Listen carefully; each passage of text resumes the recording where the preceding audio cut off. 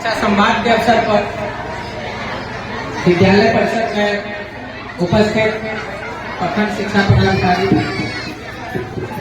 विद्यालय के प्रधानाध्यापक, तमाम जनप्रतिनिधि, दर्शक, यहाँ में मौजूद बड़ी संख्या में उपस्थित तमाम अभिभावक, सभी छात्र छात्राएं, आज हम लोग शिक्षा संवाद के अवसर पर आप लोगों से मुखातिब होने आए हैं। शिक्षा संवाद अभी आप लोग अवगत होंगे कि कुछ दिनों पहले ही लोक कल्याणकारी योजनाओं के लिए तमाम तरह के हर एक पंचायतों को कवर करते हुए एक जनसंवाद आयोजित किया गया था। बहुत लोग उसमें पार्टिसिपेट भी किए। बावजूद इसके भी अलग से शिक्षा संवाद रखने की आवश्यकता सरकार को महसूस हुई। इसका अर्थ क्या है? इसका अर्थ यही है कि शिक्षा सरकार के प्राथमिकता में कितना रखता है, सरकार की क्या प्राथमिकता है सरकार के नजर में, इससे आप इसका अंदाजा लगा सकते हैं। इसका अंदाजा आपको इस बात से भी लग सकता है कि जो विद्यालय हमारा कैसे मजबूत हो,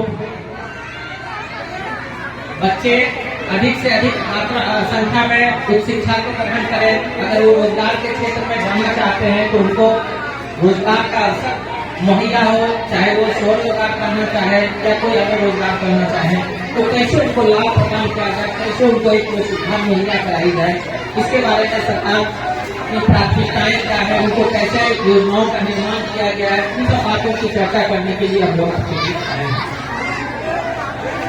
आप इस शिक्षा संवाद के से ये भी ले सकते हैं कि शिक्षा हमारे लिए कितनी बुनियादी और मूलभूत आवश्यकता है। शिक्षा और स्वास्थ्य, कहा जाता है कि शिक्षा ही वो टूल है, वो शिक्षा ही वो जरिया है जो उनको पशु से अलग करती है।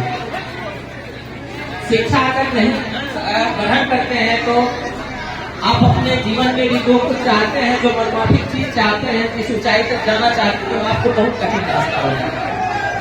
आज का दौर तो टेक्नोलॉजी का दौर है, सूचना प्रौद्योगिकी का दौर है।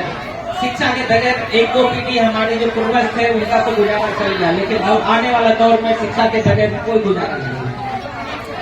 इसीलिए शिक्षा बहुत ही महत्वपूर्ण हमारी मौलिक आवश्यकता है। इसके लिए ये कैसे गुणवत्तापूर्ण शिक्षा समाज के हर एक वर्ग को इंश्योर हो। समाज के जो आर्थिक रूप से सक्षम लोग हैं वो अपने बच्चे को प्रारंभ विद्यालय में पढ़ा रहे हैं, लेकिन समाज का वो बहुत बड़ा हिस्सा है जो आर्थिक रूप से सक्षम नहीं है, जो सरकारी विद्यालयों पर आश्रित है। उनको हर एक स्तर पर सरकार से सहायता की आवश्यकता है और सरकार ने इसका पूरा प्रयास किया है कि उसको कैसे सहायता को उसको उपलब्ध कराया जाए। जैसे कि अभी डीईओ मैडम ने आपको बताया कि सरकार आंगनबाड़ी के माध्यम से बहुत प्राथमिक स्तर से उन चीजों की चिंता करने लगती है कि उसको किस चीज की आवश्यकता है, स्वास्थ्य की आवश्यकता है, बेसिक एजुकेशन के रूप में उसको क्या चीज चाहिए, उसकी आवश्यकता को भी रेखांकित करते हुए और आंगनबाड़ी केंद्रों का संचालन किया। उससे अगर ऊपर लेवल पर जाए तो प्राथमिक विद्यालय, इससे ऊपर जाए उच्च विद्यालय, इंटर और फिर महाविद्यालय, एक श्रृंखला शुरू है। आप देखेंगे इन सब स्तरों पर कैसे बच्चों की शिक्षा सुनिश्चित हो, उसके लिए तमाम तरह की योजनाओं का निर्माण किया गया। विद्यालय स्तर पर क्रियान्वित होने वाली योजनाओं के बारे में बताया गया है। आपको शुरू के वक्ताओं ने आपको अवगत कराया है। हम मुख्य चर्चा करना चाहेंगे क्लास 10वीं के जो छात्र हैं, जो अभी 10वीं में हैं या 10वीं पास कर रहे हैं, 11वीं में है, 12वीं में है और उससे आगे जो बढ़ना चाहते हैं उसके बारे में। इसके अतिरिक्त हमारे संख्यक पदाधिकारी होने के नाते संख्यक समुदाय के लिए भी कुछ योजनाओं के बारे में आप लोग को, जो छात्र अभी 10वीं में है उनके लिए बहुत ही अच्छा अवसर है कि कौशल विकास की बात बताई गई आपको।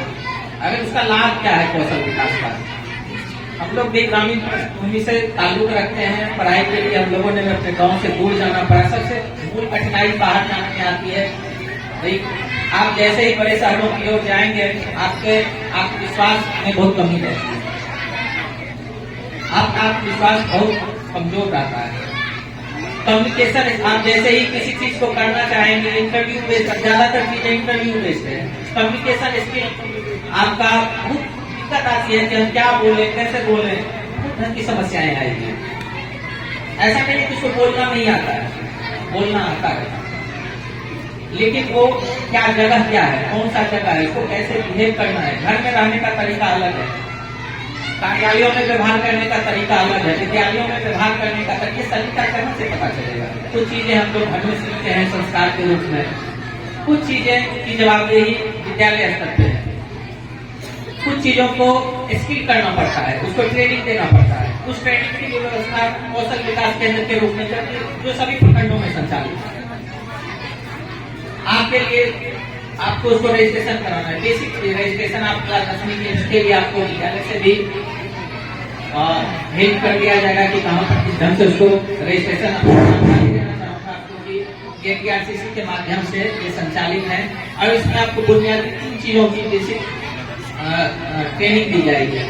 एक तो व्यवहार कौशल जिसके बारे में मैंने आपको बताया, कंप्यूटर ज्ञान, मोबाइल चलाना कंप्यूटर ज्ञान नहीं है।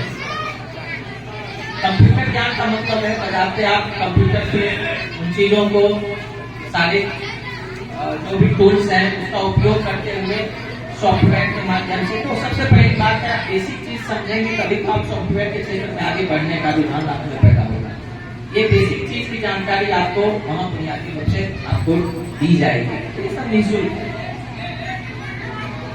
इसके बाद आपको कम्युनिकेशन स्किल, हमारा बातचीत करने का संप्रेषण कौशल इसे विकसित करें, इसके बारे में भी वो ट्रेन हम लोगों ने लोक संवाद कार्यक्रम के दौरान बहुत ही अच्छे रिजल्ट इसके देखे, लेकिन बावजूद इसके इन्वॉल्वमेंट काफी कम है। इसका हम लोग को लगता है कि शायद जानकारी का, कम्युनिकेशन गैप का, इसके लिए ही हम लोग आज उपस्थित हुए हैं कि आखिर किस स्तर पे कमी आ रही है। सरकार की योजनाएं संचालित हैं, अगर लाभ नहीं मिल पा रहा है तो आखिर वजह क्या है। विद्यालय स्तर पर क्रियान्वित योजनाओं की मूल वजह जो हम लोग को समझ आ रही है कि उपस्थिति अनिवार्य है, 100% उपस्थिति होनी चाहिए, सरकार की अपेक्षा है सबों से, लेकिन न्यूनतम 75% तो हो ही, अन्यथा विद्यालय प्रबंधन आपको योजनाओं का लाभ देने के लिए में कठिनाई महसूस करता है।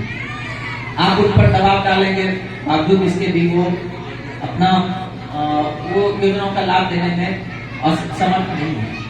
इसके लिए जरूरी चीज ये है कि जो भी अभिभावक यहाँ सुन रहे हैं, जो छात्र छात्राएं सुन रहे हैं, तो वो सब भी अपने स्तर से इन चीजों का प्रयास करें कि उपस्थिति ऐसा नहीं है कि नाम मात्र की गए अटेंडेंस बना करके चले आए। आप समझिए कि शिक्षा के लिए सरकार की प्राथमिकता की बहुत ढंग की योजनाओं का निर्माण किया गया, इसीलिए कि आपकी आर्थिक स्थिति उसमें बाधा न आए। प्रोत्साहित किया जा रहा है कि आप वहां बने रहें, प्रोत्साहन योजना, छात्रवृत्ति दी जाती है। आप मेधावी हैं तो उसके लिए आपको छात्रवृत्ति के माध्यम से लाभ पहुंचाया जाता है। आने जाने में कठिनाई हो रही है तो साइकिल योजना जैसी योजनाएं डिजाइन की गई है, तो आर्थिक रूप से कहीं भी कोई बाधा न आए, इसका सरकार और आपकी अन्य चीजें योजनाएं, अभी तक योजना शुरू की गई है। जो विद्यालय छात्र लगता है कि हमको समझने का तरीका, हमको क्राउड अटेंशन की आवश्यकता है, उसके लिए दक्ष योजना चलाई। जैसे भी जो कमी महसूस होती है आप लोगों के माध्यम से ही सरकार को पता चलता है। तो आप लोगों का फीडबैक क्या है, आपको लाभ क्यों नहीं मिल रहा है, इन सब चीजों को भी विद्यालय के माध्यम से हम लोगों को भी अवगत कराएं। हम लोग भी उच्च स्तर पर बातों को अवगत कराएंगे ताकि अगर कभी किसी स्तर पर अगर योजनाओं के निर्माण में कमी है, इम्प्लीमेंटेशन में, तो उसको दूर करने का प्रयास किया